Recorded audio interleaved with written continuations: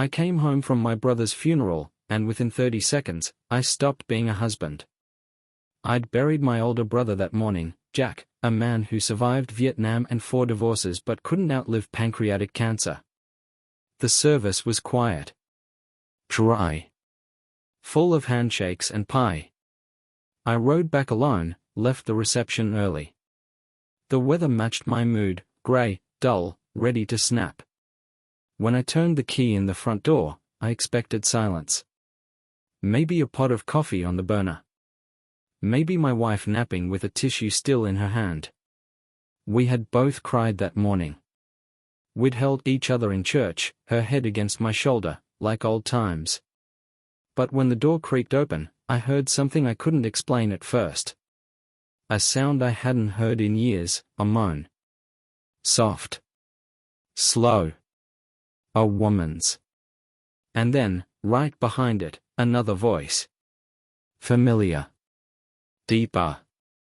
My son's. Sure, he'll be home any minute. I didn't move. Didn't breathe. I was frozen in my own hallway, with the faint smell of her perfume drifting down the stairs, jasmine, the same she wore on our first date. I didn't go up. I didn't shout. I walked to the kitchen like a man already dead and set the keys down next to the sugar jar. My hand didn't shake. My heart didn't race. It was like my soul had already packed its bags and left the body behind. I stood there, listening. The house spoke to me in whispers. The bed creaked above.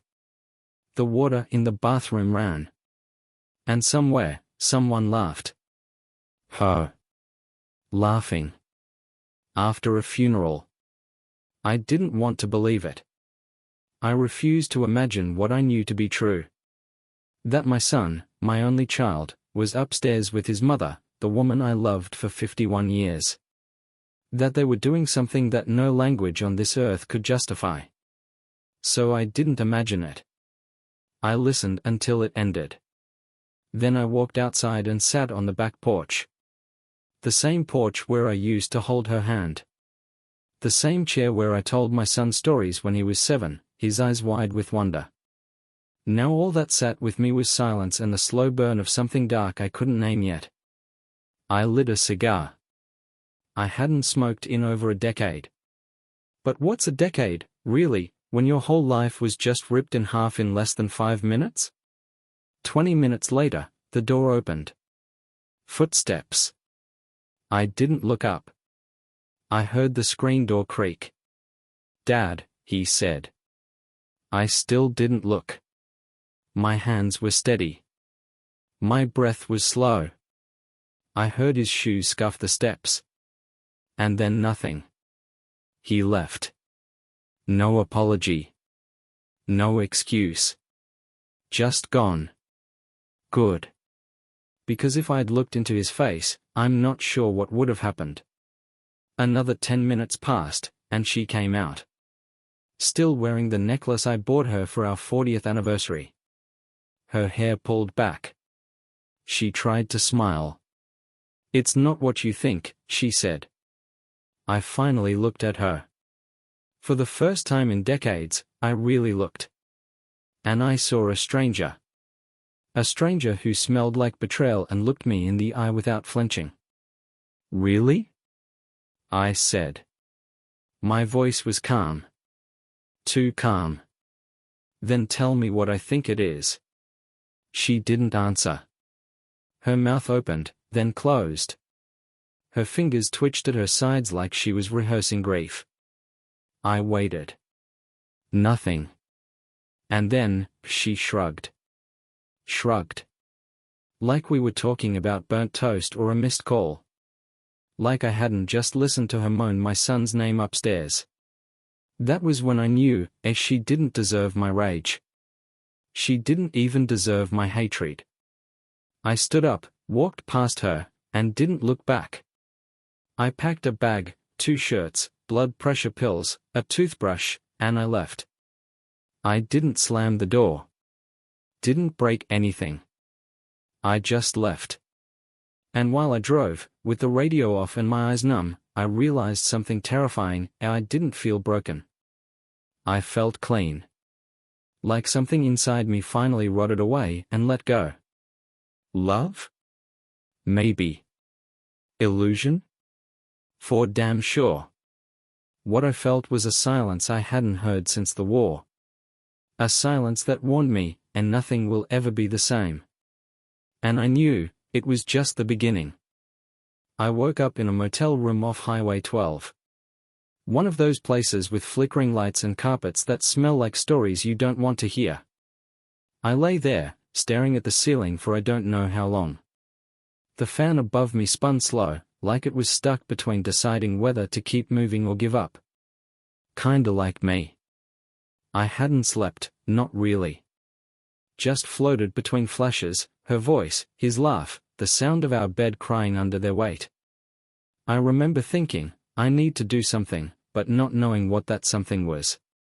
All I knew was that I wasn't going back home empty. Around 7 a.m., I got in the truck and drove into town. The streets were still wet from last night's rain. Fog sat low on the pavement like it was trying to hide what had happened. I parked behind the hardware store. Not Walmart. Not Best Buy. Too clean. Too noisy. I went to Earl's, the little mom-and-pop place that's been there since the 70s. I used to take my boy there to buy him tools. First hammer when he was 8. First fishing knife when he turned 12. Funny how places remember who we were long after we forget. I walked straight to the electronics section. A young guy, maybe 22, acne and all, asked if I needed help. I told him I was looking for something small. Something that could record without being noticed. He didn't ask why. Just led me to a shelf of tiny black cameras, the kind you can mount behind a bookshelf or hide in an air vent. I picked one. Then another. Then a third. I wasn't sure which I'd use, but I knew one thing, I wanted eyes on that house. My house. The house I paid off in '96, sweating every damn mortgage payment. The house where I buried my dog under the maple tree. Where I made love to that woman, over and over, thinking it meant something. I paid in cash. Didn't want a receipt. Didn't want a paper trail. I walked out of there with a bag full of quiet revenge and a storm in my chest. By noon, I was back. Not inside. Not yet. I sat in the truck for almost an hour, just watching the place. It looked the same. Same porch swing. Same faded shutters. But now it was hollow. Like someone had carved out its heart and left only the frame. Eventually, I walked up. She wasn't home. Neither was he. Of course not. They'd had their fun. Probably off pretending they didn't destroy the only man who ever loved them. I unlocked the door and stepped inside like a thief in my own life. Every picture on the wall mocked me. A wedding photo. That trip to Yellowstone. The one of him in his cap and gown. I didn't cry. I didn't even blink. I walked straight to the living room and started planting. One behind the TV. Another in the bookshelf. One upstairs, right near the door to our bedroom. It felt surgical. Like I was cutting out a tumor. I checked angles. Checked sound. Rechecked. If they were going to keep lying, I'd make them lie straight into the lens. I left before they came back. Drove to a diner 3 towns over. Sat in the corner booth and watched the feed on my phone. It was quiet for hours. Nothing but silence and shadows. Around 5:20 p.m., I saw the front door open. She walked in first. Same walk I knew for half a century. Only now it made my skin crawl. He followed a minute later. No shame in his face. He dropped his bag near the coat rack and helped himself to a beer from my fridge. I watched him sit in my chair. The one by the fireplace. He looked so at home. Like he belonged. And she just laughed at something he said and curled up next to him like a girl in high school. That was the moment I stopped being a husband. Not when I heard them. Not when I left. Right then, when I saw her laughing, like nothing mattered. That's when the last string inside me snapped. And I knew, this wasn't a mistake. This was a choice. Repeated. Willful. Dirty. I saved the footage. Labeled it. Backed it up 3 times. 1 copy in the cloud. 1 on a flash drive. 1 on a password-locked hard drive I buried in the toolbox under my truck seat. This wasn't just anger anymore. This was evidence. And I was going to use it. Not to scream. Not to beg. But to end this. My way. By midnight, I was in the motel again. Same room. Same ceiling fan. But this time, I wasn't drifting. I was planning. I stared at the ceiling and whispered to no one, "You picked the wrong man to betray." And I meant it. Every single word. I don't know how many hours I spent staring at my phone that week. I barely ate. Slept even less. I sat in that dingy motel room with its peeling wallpaper and buzzing mini fridge and just watched. Frame by frame. After hour. My fingers numb from holding the screen, my eyes bloodshot, dry as dust. But I kept watching. I had to. Because knowing was no longer enough. I needed to see. I needed to understand how deep the rot had spread. They didn't hide it. Not anymore. On the second day, they cooked dinner together. She wore the apron I gave her on our 25th anniversary, the one with the little blue stitching that said "Home is where you are." I watched her chop onions while he leaned against the counter, grinning like he'd won something. Like he belonged in that kitchen, in that life. And she smiled at him, God, she smiled, like I never existed. She touched his arm when he made her laugh. Slid a hand across his back as she passed behind him. I sat there, silent, my chest hollow, as if every one of those small, intimate touches was pulling bricks from a house I spent half a century building. But nothing prepared me for what happened next. It was late. Nearly midnight. The camera in the upstairs hallway showed them coming out of the bedroom. She was barefoot, in one of my old flannel shirts. He was shirtless, his jeans half-zipped. They looked content. Relaxed. Like a couple after a good night. She reached for him, gently. Her fingers brushed his neck, and then she leaned in and kissed him. Not a peck. Not motherly. A kiss that lasted long enough to make me want to throw my phone against the wall. And the worst part? He kissed her back. No hesitation. No guilt. Like it was the most natural thing in the world. I felt my throat tighten. My hands went cold. Not from anger. Not yet. From disbelief.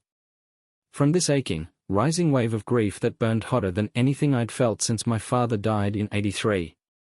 Because I realized something right there, in that motel bed with the spring stabbing my back, I never really knew her. Not once. Not in 51 years. I knew her habits. I knew her laugh. I knew the way she liked her eggs in the morning and which side of the bed she preferred. But her heart? Her mind? I never even got close. She'd spent a lifetime convincing me we were partners. And I believed her. God help me, I believed her. I thought we were solid. Weathered. We'd survived layoffs, sickness, debt, deaths. But we hadn't survived her. I just hadn't noticed. The next morning, I watched them again. She made pancakes. He kissed her on the neck while she flipped them. She giggled. Giggled. Like she was 17. Like I hadn't taken her to prom. Like I hadn't been the man she swore to love until death. And in that moment, something inside me died. The part of me that wanted answers. That wanted to know why. That still, somewhere deep down, wanted to fix it. It was gone. Burned out like a dying star. That night, I drove to the cemetery. Jack's grave was still fresh. The dirt unsettled. I stood there in the dark, my hands shoved in my coat pockets, and I whispered, "Can you believe this shit?" I didn't expect an answer. But talking to him felt better than talking to anyone else. I used to think death was the worst thing that could happen to a man. Now I knew better. Death was clean. Final. What I had was slow. Filthy. Ongoing. On the way back, I stopped at a gas station and bought a notebook. I started writing. Not poetry. Not some diary crap. Just facts. Dates. Times. What I saw. What they did. Every kiss. Every lie. I wasn't journaling. I was building a case. Not for court. For truth. For myself. Because when someone shatters your reality like that, you need something solid to hold on to. And I had nothing left but truth. By the end of that week, I had 4 hours of footage, 15 pages of notes, and a storm in my chest I didn't know how to name. I wasn't a husband anymore. I wasn't even a father. I was a man waiting to strike. Not today. Not yet. But soon. And when I did, it would be clean. Calculated. Final. Because I wasn't watching them anymore to hurt myself. I was watching them to bury them. The first time I followed him, it wasn't planned. I'd just pulled up to the curb a few houses down, same as I had for the past few days, same truck, same spot, engine off. I watched him come out of my front door like he owned the place, laughing into his phone, keys swinging from his hand. I hadn't meant to trail him. But when he backed out and took a left, I started my engine and followed. Slow. Careful. Like I used to do back in '92 when I thought my boss was skimming overtime hours. Turns out I was right back then. And deep down, I already knew I'd be right this time too. He drove with one hand on the wheel, the way I used to, the way I taught him. Like everything in the world was under control. He pulled into a small office park off Monroe Street, one of those bland, grey buildings with tinted glass and no soul. A consulting firm, from the looks of it. I watched him walk in, casual, like there weren't bodies buried behind his smile. I stayed in the truck. Waited. Took notes. Wrote down license plates. Nothing dramatic. Just facts. That's what I kept telling myself, stay with the facts. Don't let emotion cloud the process. But the truth was, every second I sat there, every time I saw him walk past that glass with my wife's name saved under "babe" in his phone, it felt like fire chewing through my ribs. And not the fast kind. The slow, smoldering burn that takes its time. 3 hours later, he came back out. But he wasn't alone. She was with him. My wife. In a dress I hadn't seen before. Something new, something younger than her years. She looked happy. Light on her feet. Like the weight she carried with me was gone. They got in his car, and I followed again. Out of town. Through the hills. Past the old barn I helped rebuild after the tornado in '89. Past the picnic spot we used to take the boy when he was 5. They pulled into a winery. The same one I took her to for our 30th anniversary. I watched them walk hand in hand, like kids. Like teenagers. She laughed at something he said, leaned her head on his shoulder. I sat there, engine off, fists clenched in my lap, and for the first time since this all began, I wanted to scream. Not out of rage. Not because of the sex. But because they were using my memories like a stage set for their little romance. Like everything we built, everything we shared, was just rehearsal for this twisted play. I stayed for an hour. Watched them sip wine, feed each other bites of cheese like it was some Hallmark ad. At one point, she wiped something from his lip with her thumb. That gesture, that goddamn gentle, practiced gesture, that was mine. That was ours. I remember her doing it when I spilled sauce on myself the night our son got accepted to college. And now, she was doing it for him. Her lover. Her son. I didn't go home that night. I didn't go back to the motel either. I drove for hours. Nowhere in particular. Just let the road carry me until the sky turned from dusk to black. I stopped at an old rest stop off Route 9, sat on a bench outside the vending machines, and looked up at the stars. What do you do when the two people you loved most become strangers in your own story? When you're watching a version of your life play out without you, like someone took the reel and cut you from every frame? I wanted revenge. I still do. But in that moment, I wanted something more. I wanted to feel like I existed again. Because sitting in that dark parking lot, with a bag of cold fries and a notebook full of heartbreak, I felt like a ghost.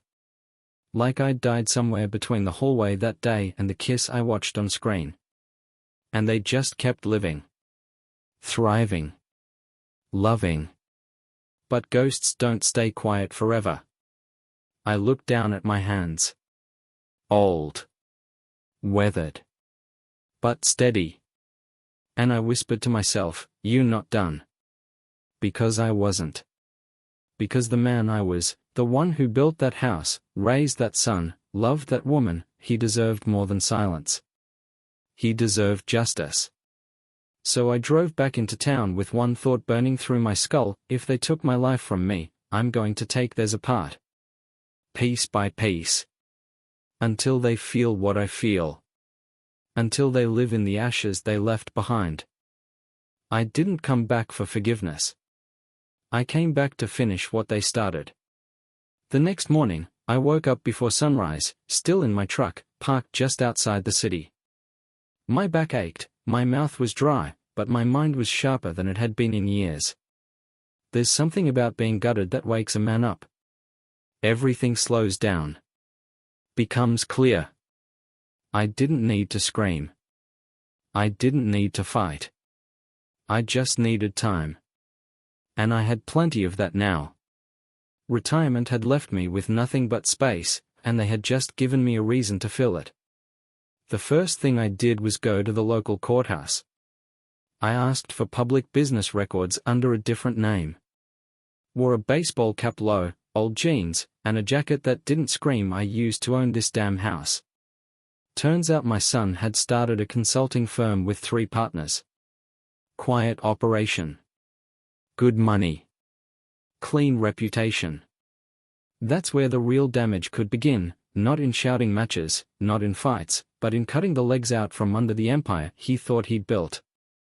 I spent the next 2 days learning everything I could. I didn't need to break into anything. The truth is, most people are sloppy. Especially when they think no one is watching. I found out who their biggest client was. Some local hospital chain. I found out when their renewal meeting was. I found out what their financials looked like, what they promised, what they delivered. And then I found the weak link, Mark. Mid-30s. One of the partners. A man who liked to drink a little too much and talk a little too loud when he did. I went to the bar Mark frequented. Not to confront him. Just to listen.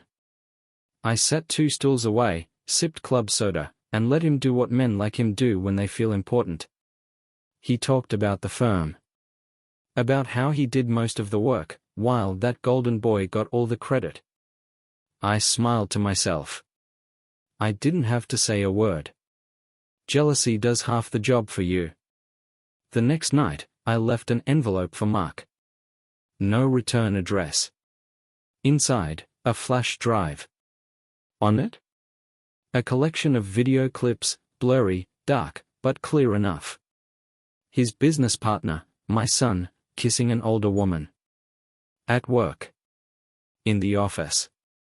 During hours. And then, footage of them walking hand in hand out of a hotel. I didn't include the faces at first. Just enough to plant the seed. Let Mark wonder. Let him start doubting. People don't need full stories. They fill in the blanks themselves. While that seed grew, I went back to watching. I checked the cameras every morning like clockwork. They were still at it. She wore my robe now. The navy one with the initials stitched in. He drank coffee from my mug. The one our son made me in the 3rd grade, still chipped on the handle. I watched her make his breakfast like she used to make mine, eggs scrambled, just a touch of cheese. And they talked. They laughed. She even sang once. And I realized, this wasn't just an affair. This was a full replacement. A rehearsal turned into a premiere, and I was written out of the script. But I wasn't out. Not yet. Because while they smiled and toasted orange juice, while they planned vacations and whispered on the porch swing I built with my bare hands, I was building something, too. Not just revenge. Something stronger. I was building reality back into their fantasy. I was going to remind them that you can't just erase a man and expect him to stay silent. I checked in with an old contact, someone who owed me a favor from way back. A guy in compliance. Quiet, smart, invisible. I told him to dig into the firm's finances. Not for crime, no, not yet. Just for carelessness. Sloppy invoices. Unregistered clients. Things that get ignored when you're too busy playing house with your partner's wife. Within 3 days, I had what I needed. 2 invoices billed to the same client twice. Once by my son, once by Mark. Same date. Same service. Different amounts. Maybe it was a mistake. Maybe it wasn't. I didn't care. Because to the hospital's legal team, it would look like fraud. And that's all that mattered. I printed everything. Sent a clean packet straight to the hospital's board. No name. No note. Just facts. Cold, hard, merciless. Let them connect the dots. Let them panic. Let them start asking questions. Then I sat back, poured myself a drink, bourbon, neat, and waited. You see, revenge doesn't have to be loud. Sometimes it's quiet. Precise. The slow turning of a knife already inside the wound. And I wasn't done turning it yet. 3 days after I mailed the packet to the hospital board, the first crack appeared. Mark stopped coming into the office. That was the first sign. Then, I watched the news ticker at the bottom of the TV in the motel lounge, a local consulting firm under review for billing discrepancies. No names, no details yet. But I knew what it meant. I watched my son's empire start to tremble, and I didn't feel satisfaction. Not yet. I felt momentum. A slow, building rhythm. Like the creak of wood before it snaps. I didn't tell anyone where I was going that day. I didn't pack much. Just slipped the motel key into my back pocket, threw on my old army jacket, and drove. I didn't stop until I was outside the house I once called mine. It was still there. Still intact. Porch swing still swaying slightly, even without wind. The grass had been cut recently. Neat. Respectable. Like a stranger's smile that hides rot underneath. I walked up to the front door and knocked once. Hard. No warning. She opened it. I could see the shock on her face before she could hide it. She wasn't wearing makeup. Her hair was pulled back lazy. She looked older than I remembered. Good. R.A., she stammered. I didn't say a word. She stood there for a second too long, then stepped aside. Let me in. I walked past her, into the living room. It smelled different. Not bad, just not mine. Scented candles I never would have picked. A different air freshener. Little things. But they made it feel like I'd walked into a staged set of my own life. He was on the couch, reading something on his laptop. He looked up. Froze. Dad. Still, I didn't speak. I walked to the fireplace and stood there. Looked at the photos on the mantel. None of me. None of us. Just them. Just this new reality they'd written without permission. She closed the door and walked toward me slowly. What are you doing here? Finally, I turned to her. Looked her dead in the eyes. This was mine, I said quietly. All of this. Mine. She didn't answer. Her mouth moved like she wanted to form words, but nothing came. And that silence, hers, was the first victory I tasted. I sat down in the chair near the window. My chair. He shifted on the couch, suddenly unsure of what to do with himself. The power in the room had changed. They could feel it. I wasn't yelling. I wasn't begging. I was just present. And presence, when you've betrayed someone, is heavier than any scream. I heard about your firm, I said, still watching the window. Shame. But you'll bounce back. You always thought you were smarter than the rest of us. He bristled, straightened up. What do you want? I looked at him now. Really looked. His jaw clenched. His hands balled into fists. I want you to remember something, I said. Every chair in this house? I paid for it. Every board under your feet? I nailed it down. Every Christmas morning, every scraped knee, every late bill, every sacrifice? That was me. So the next time you sit on that couch with your mother and pretend you earned this life, you remember you're just borrowing it. On a debt you'll never be able to repay. He didn't say a word. She looked like she might cry, but held it in. She'd done this long enough to know tears wouldn't work anymore. I stood up. Don't worry, I said as I walked toward the door. I'm not here to take anything back. I'm just here to watch it fall apart. And then I left. I didn't slam the door. I didn't raise my voice. I didn't need to. The silence I left behind did more damage than any scream ever could. Later that night, I sat in my truck and watched through the window. They didn't talk.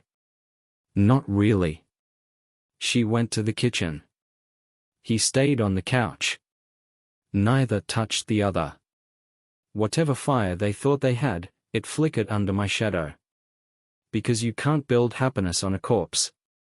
And they buried me alive. But I'm still breathing. And now, they know it. I never had to raise my voice. That's the part they never understood. They were waiting for an explosion, some storm of screaming and broken glass. But I had no interest in theatrics. I wasn't there to entertain them.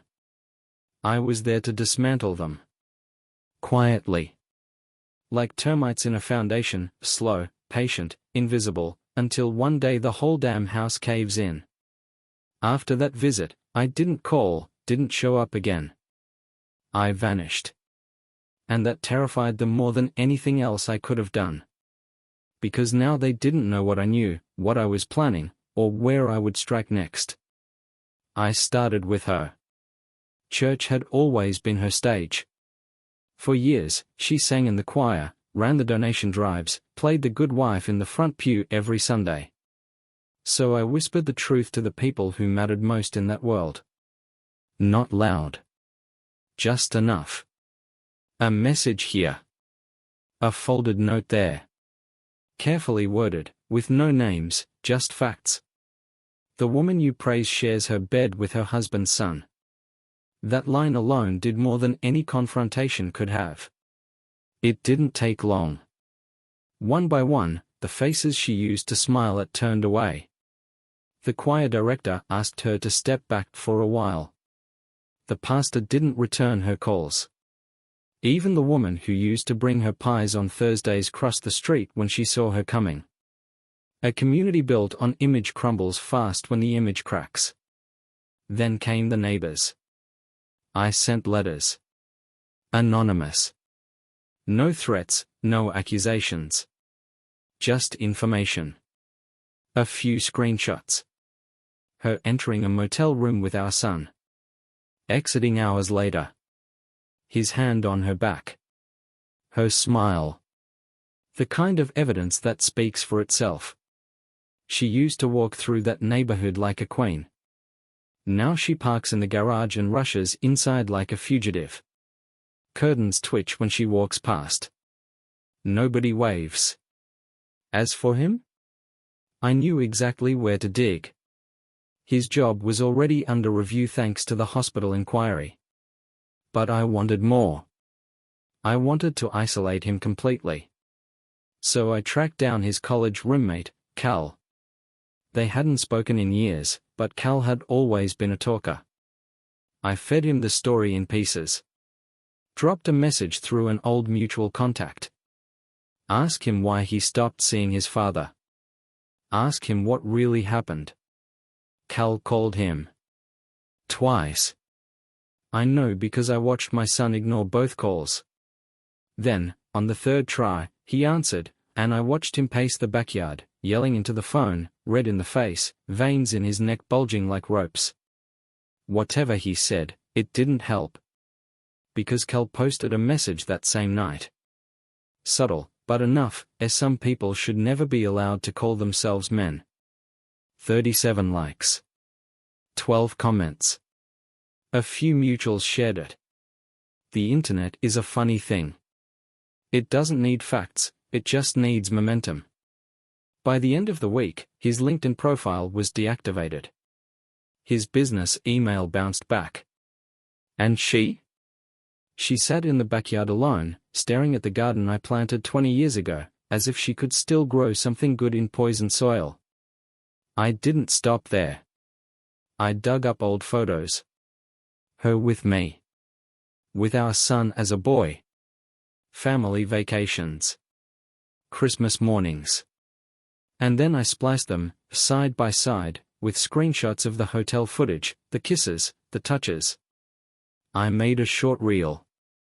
No music. Just images and silence. I uploaded it to a private link. Didn't share it. Just kept it ready. Like a bullet in the chamber. Not to shoot, but to show them I could. Anytime I wanted. They tried to hold on. I could see it. From the camera I left in the shed light, still broadcasting.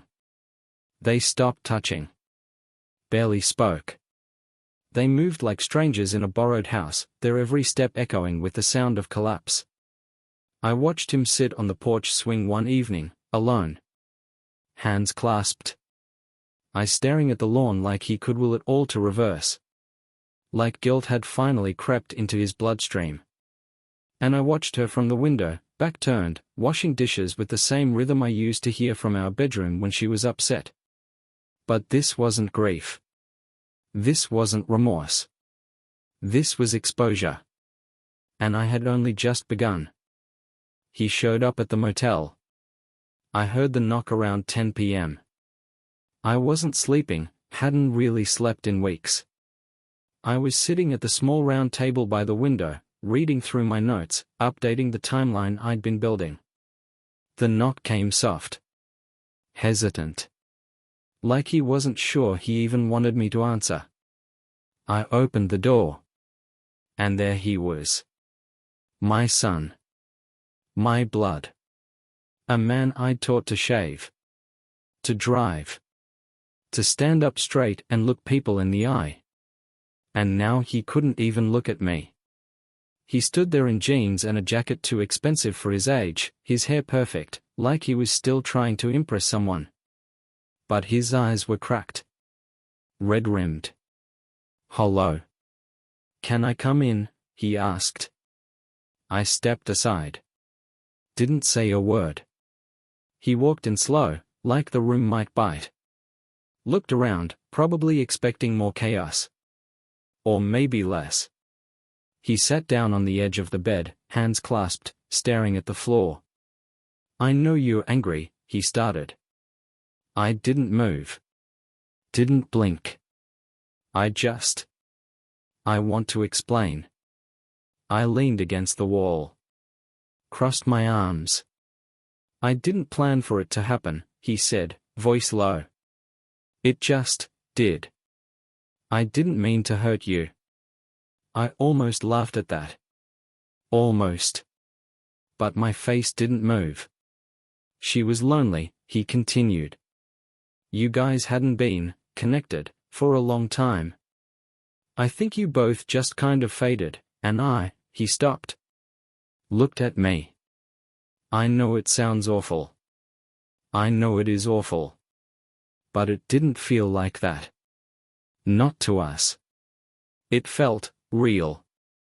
Like maybe we found something that worked." I finally looked at him then. Really looked. And for the first time, I didn't see my son. I didn't see the boy who used to fall asleep on my chest after a baseball game. I saw a man who'd built a house of excuses on the ashes of my life. "You think this is about our connection?" I said. My voice was even, dry. He swallowed. "No. I mean, yes, but not only. I know I betrayed you. I know that. He hesitated. "I don't know how to fix it." "You can't," I said. That stopped him. I walked over, sat down in the chair opposite the bed. The same distance we'd sat across from each other when he was 13 and told me he'd crashed his bike into the neighbor's fence. Only this time, there was no forgiveness coming. "You didn't just break trust," I said. "You didn't just cross a line. You torched the bridge behind you. You slept with my wife. Your mother. You lied about it. You moved into my house. You took everything I built and wore it like a trophy. I didn't mean for it to. I don't care what you meant." My voice didn't rise. It didn't need to. "I care what you did." He looked down again. His knuckles were white. "I've lost everything," he said. "The firm is done. The contracts are pulled. Mark won't return my calls. People are talking. Online, in town. She doesn't leave the house. She barely eats. I didn't think it would be like this." "Of course you didn't," I said. "You never think past the moment. That's your curse." And her curse was thinking she could rewrite the past without consequences. He looked up at me. For a second, I saw something familiar. A flicker of the boy I raised. "Do you want me to leave town?" he asked. "Would that help?" I didn't answer. Because the truth was, he could move to the other side of the country, and it wouldn't undo a thing. The damage was done. Permanent. Etched into the marrow of who we were now. After a long silence, he stood up. "I'm sorry, Dad," he said quietly. "I really am." I nodded once. Then he left. I watched the door click shut. Heard his footsteps fade down the walkway. And I sat there for a long time. Not because I felt better. Not because I forgave him. But because I knew, in that moment, I'd won something more important than justice. I'd taken back my name. My place. My truth. He could carry the weight of his choices now. and I would carry nothing for him ever again. She called me twice before showing up in person. I didn't answer. She left voicemails that started with silence and ended with sobs. I deleted them without listening past the first 5 seconds. Then came the texts. Long ones. Broken sentences. Words like regret, mistake, please. I didn't reply. Not once. Because I knew what she really wanted. Not forgiveness. Not truth. She wanted escape. From guilt. From consequence. From the mirror I'd shoved in her face. She showed up at the motel on a Sunday afternoon. I heard the knock. Knew it was her before I even opened the door. There's a particular rhythm to someone who's used to being let back in. Slow. Cautious. But expecting mercy at the end of it. I opened the door. She looked smaller. Older. Hair pulled back. No makeup. Eyes puffy. Wearing the same sweater she used to wear on lazy weekends, back when Sundays meant coffee and the paper and walks through the garden. I remember thinking, for a second, that she looked like someone I used to know. But not someone I missed. Hi, she said, voice barely above a whisper. I said nothing. Can I come in? I didn't move. Just stepped aside. She walked in like someone walking into a chapel. Careful. Reverent. Afraid to disturb the air. She stood near the window, arms crossed. Didn't sit. I stayed by the door. I don't know where to start, she said. That's usually a sign you shouldn't, I replied. She flinched a little, then nodded. I know I hurt you. I didn't answer. I know you probably hate me. I raised an eyebrow. You think this is about hate? She looked at me then, for the first time in months, maybe years. Really looked. I saw the same eyes I used to stare into when she laughed too hard at my bad jokes. When she cried during sad movies. But they were different now. Like glass fogged over from the inside. I was lonely, she said. You were gone. Even when you were home. I nodded slowly. So you fucked our son. She gasped. Covered her mouth like hearing it out loud was the real offense. It wasn't like that? It was exactly like that, I cut in. Don't try to pretty it up. Tears welled up. Not dramatic ones. Just quiet, worn-out ones. The kind that come when there's nothing left to defend. I don't even know when it started, she said. It wasn't planned. I swear to God, Ray. Don't bring him into this. She stopped. Closed her eyes. Took a breath. I ruined everything. You did. I didn't mean to. You did. There was a long silence then. Just the hum of the old fridge in the corner. Just her breathing. Just me standing there, arms crossed, wondering how I could have spent half a century loving someone who could lie with such practiced sorrow. I still love you, she said, finally. I laughed. Not loud. Just a short, bitter exhale. No, you don't, I said. You love what I gave you. The house. The name. The security. The feeling of being wanted. But not me. You stopped loving me a long time ago. You just never had the guts to say it. That's not true. It is, I said. And that's okay. I don't need your love anymore. I don't even want your truth. I just want you gone. She stepped toward me then. 1 foot. Like maybe she thought this was the moment in the movie where the music swells and the man softens and they find their way back to each other. But this wasn't a movie. And I wasn't that man anymore. I'm filing for divorce, I said, calm as reading the weather. Her face fell. Truly fell. Like she didn't see it coming. I'm keeping the house, I added. I'll let you stay until the paperwork's done. But after that, I want you out. She opened her mouth. Closed it. Opened it again. You can't just. I can. I already have. You burned this bridge. I'm just sweeping the ashes. She didn't cry. Not really. She stood there, shaking, blinking fast. Like her world was collapsing again, but this time, no one was there to catch her. And I wasn't going to. Not this time. Goodbye, Sarah, I said. She stood there a moment longer. Then walked out without another word. When the door clicked shut, I sat down in the chair by the window. Looked out at the street. At nothing. And I felt, still. Not happy. Not sad. Just still. And that was more peace than she'd given me in years. The day the indictment came, I was sitting at the diner near the edge of town, nursing a black coffee and reading the paper. It was early, just after dawn. The kind of quiet morning where the world feels like it hasn't fully woken up yet.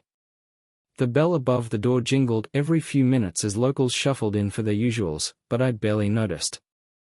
I was waiting. It came through on my phone, a news alert, just a name in bold at first. My son's name. Followed by words like fraud, investigation, arrest warrant issued. I didn't flinch. Just folded the paper neatly, took one last sip of coffee, and left cash on the table. I walked out into the morning chill with a calm I hadn't felt in years. I didn't need to read the article. I knew what it said. I wrote half of it, in a way. Months of gathering paperwork, anonymous tips, quiet meetings with auditors who'd been too scared to speak until someone gave them a nudge. I knew the numbers. Knew the off-books payments. Knew the shell accounts and backdated invoices. Not because I was trying to be clever, but because I taught him better. And he used what I taught him to lie. To steal. To hide. So I turned his lessons back on him. By noon, it was all over the news. Local at first, then state. Financial scandal. Family betrayal. Arrest without resistance. They said he looked calm. That made me smile. Calm is what a man looks like when he realizes there's nothing left to fight for. Sarah called. I didn't pick up. She left a voicemail. Just one sentence. Why are you doing this to us? Us. That word hung in the air like smoke. As if she hadn't burned us to the ground long ago. As if this wasn't exactly what she deserved. I deleted the message. The next day, she got a letter. Official. Cold. From my lawyer. She had 30 days to vacate the house. The house I built. The house she defiled. No more gentle offers. No more time. Just the law. And I knew she wouldn't fight it. Not now. Not after the firm collapse. Not with her name whispering through every hallway of town like a ghost story no one wants to admit is true. I didn't see her again. I didn't see him again, either. He went straight into holding. No bail. Too much risk. Too many eyes. Too many questions no one wanted to answer anymore. And I made sure the prosecutors had everything they needed to make it stick. Not just jail time. Reputation ruin. Professional blacklisting. Every door closed. Every opportunity turned into a wall. And when it was done, when the house was empty, when the trial date was set, when the whispers in the diner became silence, I finally went back. To the house. My house. It was strange, at first. walking through rooms that once felt haunted. The ghosts were still there, memories, echoes, but they were quiet now. Powerless. I opened the windows. Let the wind in. The curtains moved like they were breathing again. I took down the photos. Every frame. Every smile. Packed them away, left them by the trash. Not out of rage. Just clarity. That life was over. I poured myself a drink. Sat on the porch. Same chair. Same view. The maple tree out front still stood, roots deep, unmoved by all the ugliness that had unfolded beneath its shade. And for the first time in months, maybe years, I exhaled. Deep. Steady. I didn't feel joy. Not exactly. Revenge doesn't bring joy. It brings justice. It brings balance. And it brings silence. The kind you earn. The kind you build with your own hands when the world tries to erase you. They erased me. So I erased them back. Not with blood. Not with fire. With truth. And now, I sit here, older, maybe. A little more worn. A little more alone. But not empty. Not bitter. Clean. And if they ever tell their side of the story, and they will, someday, I hope someone remembers mine. Because I didn't start this war. But I ended it.